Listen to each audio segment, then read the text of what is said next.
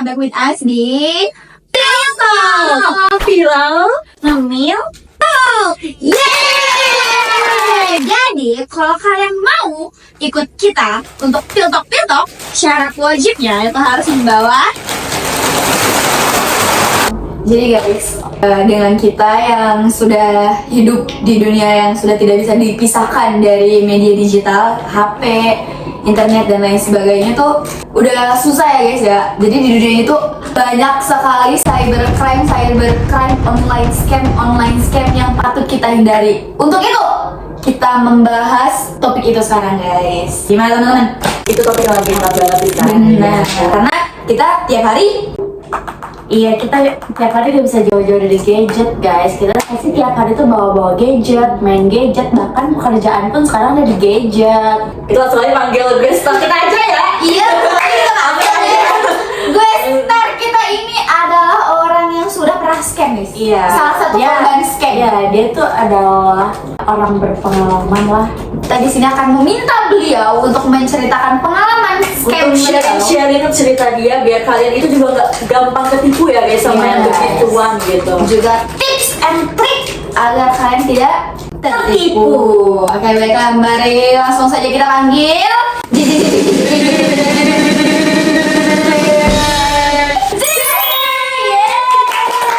Boskan kita hari ini kakak Abi. Halo, kenalin aku Abil. Salam kenal ya, perkenalkan dari host Wilma dan kalian para watcher. Kebetulan bawa snacknya kakak Abi, syarat masuknya kan bawa snack. Wajib ya. Snack nanti diadang wajah. Aku ada, ini dia bukti aku kena scam waktu itu guys. Boleh diceritakan Bisa langsung diceritain dulu gak kak kenapa Kronologinya awalnya bagaimana?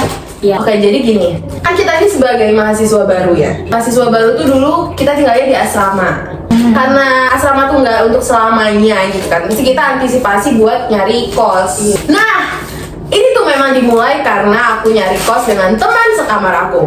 Namanya Kak Dewi. Aku sama Dewi tuh nyari-nyari itu sekitar Sukapura kan sama PBB kan kita dari Sukamirus karena daerah banjir kan. Oh iya banjir. Kita nemu satu video di mana konten itu tuh namanya tuh Sensor ya.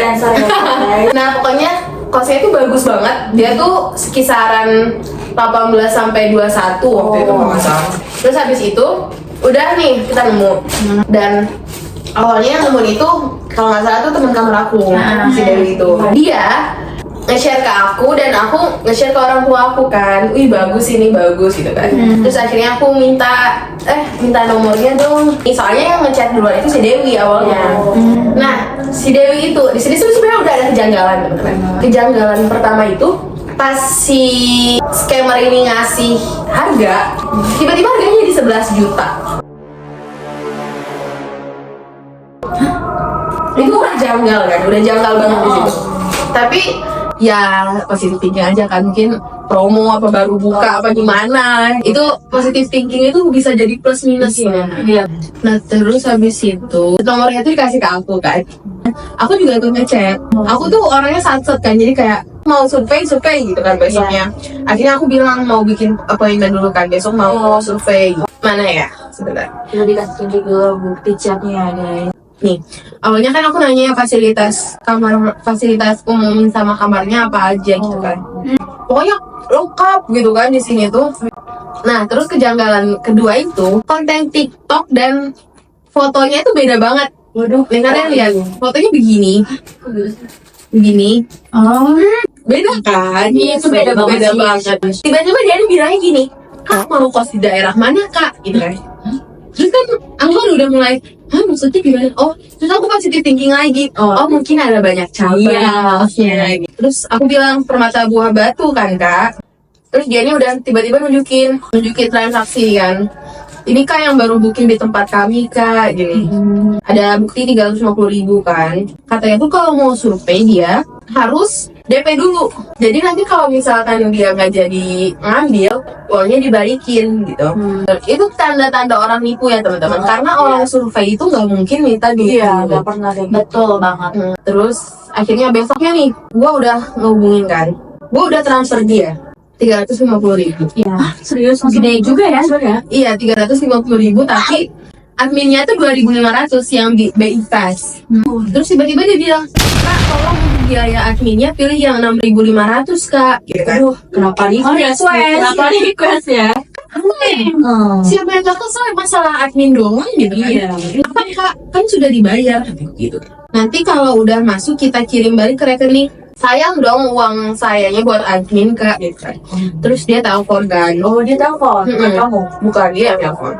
Dia nelfon katanya gini, karena 6.500 itu lebih cepat nyampainya dan kita akan langsung buatkan kwitansi gitu. Itu nggak ngaruh guys, nggak ngaruh guys. Itu nggak ngaruh. Betul guys, itu nggak ngaruh dan gua tuh kayaknya di situ gua kehipnotis deh, kayak secara gak sengaja kayak kehipnotis gitu. Karena gua tahu kalau misalkan gua habis transfer ke temen tuh biasanya langsung gitu kan. Iya, nggak ada yang kayak gitu. Iya, apalagi BI Fast loh, maksud gua dari Bank Indonesia gitu kan. Terus udah, gue kirim lagi 350.000 dengan admin 6.500. Jadi transfer 2 kali. Iya. Itu aku telepon lagi kan kayak aku udah benar-benar di depan kosannya kan waktu itu. Aku bilang, udah kembaliin aja uang saya yang sebelumnya gitu kan. Terus aku kasih nomor rekening aku kan di sini. Terus dia bilang, Kak, tolong scan ini gitu. Jadi balikinnya tuh tadi lewat sini, bukan transfer gitu kan. Aku kan udah pengguna Livin Mandiri pasti tahu kan kalau misalkan dia mau transfer ke orang pasti dia tuh beda gitu loh, kayak orang mau transfer kita scan terus kita disuruh masukin nominal gitu kan. Terus aku bilang, Kak, ini mah saya transfer lagi kalau gitu. Iya kan, bukan dia yang ngasih ke kita gitu kan. Terus kata dia, enggak kok Kak, udah silakan ini aja. Terus Toto ketik oke ya, pokoknya kayak dia kasih tahu ya. Saya marah kan, iya. Pak, saya mau sampai dulu aja bisa nggak? Urusan refund, Bapak transfer ke rekening saya aja ya, gitu kan. Terus pada dia telepon tuh dia tuh kayak bawa-bawa, saya ini sudah haji loh, masa saya rela membohongi kakak? Pokoknya kayak gitu-gitu. Karena profilnya itu teman-teman, dia berkeluarga. Oh jadi, iya sih. jadi gua kira dia beneran. Oke, singkat cerita habis itu, gue nelfon kan. Di telepon tuh gue beneran kayak, ini ya udah saya udah di depan kos, Bapak keluar sekarang, guys. Oh iya. Udah marah-marah gitu kan. Terus habis itu saya bilang, saya nggak jadi survei, balikin aja uang saya Pak, lewat transfer, saya tunggu 1 jam mau nggak mau tuh. Terus dia bilang gini, silakan kakak scan barcode-nya Kak gitu kan. Nggak mau, Bapak transfer langsung, nggak bisa Kak, harus bisa kan punya rekening katanya gitu kan. Saya tunggu 1 jam, kalau nggak bisa saya laporin orang tua saya. Kenapa gue gak bilang saya laporin polisi gitu? Iya. Gue bilangnya saya laporin orang tua saya gitu. Bapak transfer ke saya sekarang, Pak, tolong refund Pak, saya gak mau scan barcode, tolong refund sekarang. Jadi di spam ya. Iya, jadi kakak nge-spam ya ke penipunya. Udah, terus habis itu gue lapor orang tua gue, terus orang tua gue cuma bilang ketawain aja. Akhirnya gue menyadari kalau memang itu penipuan. Kayak gini ini penipuan kayak gini tuh kayak bahaya banget ya guys, apalagi sampai kita anak-anak mahasiswa yang masih kayak tinggal tahu gitu hal-hal yang baru gitu, terus kita gampang ketipu gitu kan. Nah, untuk menghindari semua hal kayak gitu, kita ada beberapa tips and trick guys buat kalian untuk menghindari penipuan online kayak gitu. Jadi yang pertama guys, kalian tidak boleh terlalu positif thinking. Kalau kalian melihat kayak mungkin kejanggalan dari chatnya, kalian juga cross check di Ya betul, kalian harus cross check guys kontak person dari pihak kosannya. Kalian bisa cari di banyak aplikasi Google, iya Google. Terus ada website kok, website buat nyari kosan gitu. Makanya gue kayak apa sih, gue kayak keinget sama kata-kata lo yang tadi. Dia tuh nanya kosan yang mana Kak, berarti dia tuh ada punya banyak guys. Iya, kosan-kosan yang dia tipu gitu. Iya, benar-benar. Guys, jangan pernah transfer sebelum kalian survei ke tempat kosan. Betul banget. Yang kayak Kabil, dia udah transfer 700.000 padahal belum survei gitu. Itu nominalnya gede banget guys. Padahal itu belum survei, padahal itu bisa jadi DP buat sebelum masuk kosan. Selain itu kalian kalau misalkan udah ketipu banyak banget gitu kan, kalau kalian nggak mau ya laporin ke pihak yang berwajib deh. Simpan barang yang kalian punya. Dari bukti transfer kalian, chat kalian sama penipunya, Nomornya juga ya biar nomornya bisa dilacak gitu kan. Iya betul. Ini nomornya, ini nomornya, ini profilnya ya guys. Jadi ini tuh jadikan pelajaran buat kita ke depannya untuk lebih aware dengan dunia digital, karena kejahatan sekarang nggak cuma offline gitu, tapi Iya. bisa online gitu. Seperti itu. Oke, Kak Hamil, terima kasih udah mau punya Iya, terima kasih ya teman-teman, makanannya enak-enak. Semoga kasus aku bisa jadi pelajaran buat kita Ya. semua agar terhindar dari online scam, dan jangan lupa laporkan ke pihak yang berwajib agar menghindari korban-korban selanjutnya. Benar sekali. Terima kasih juga buat Filtok udah undang aku berbagi pengalaman, Iya. walaupun ada tiket masuknya. Kalau gitu, sekian segmen kita di sore hari ini. Sampai jumpa lagi dari kita. Hamil. Bye.